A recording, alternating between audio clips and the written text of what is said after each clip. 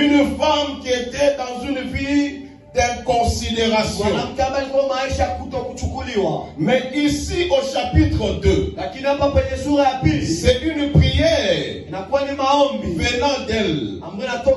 Ici on remarque une autre Anne. Ce n'est pas cette Anne du chapitre premier, mais c'est une Anne visitée. C'est une Anne qui a maintenant la considération. C'est une femme qui a maintenant la stabilité. Alléluia. La stabilité, quand on parle de la stabilité, c'est ce qui est en place. C'est qu'il y a une situation ferme.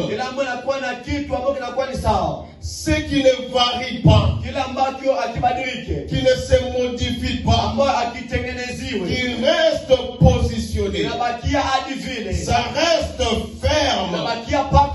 Alors ici, au chapitre 2, on voit une femme qui est maintenant stable.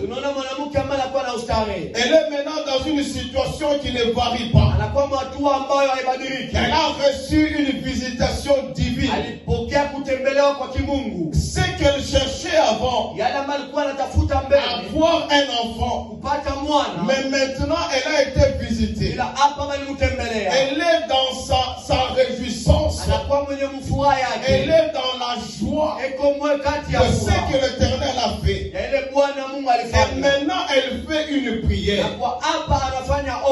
Pas n'importe quelle prière. La Bible mentionne cette prière.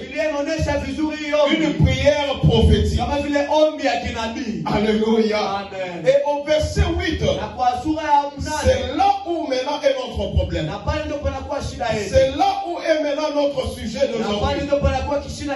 Au verset 8, Anne est en train de dire ceci. De la poussière, tu retires le pauvre. Du fumier, tu relèves l'indigent. Et hier, on avait vu ce que c'est un indigent. On avait dit ceci. Un indigent, c'est une personne qui est dans une grande pauvreté, une grande privation. Il est privé de bonnes choses. Il est privé de meilleures choses.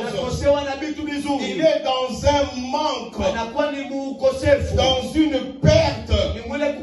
Lorsque les autres se réjouissent, lui ne peut pas se réjouir. Lorsque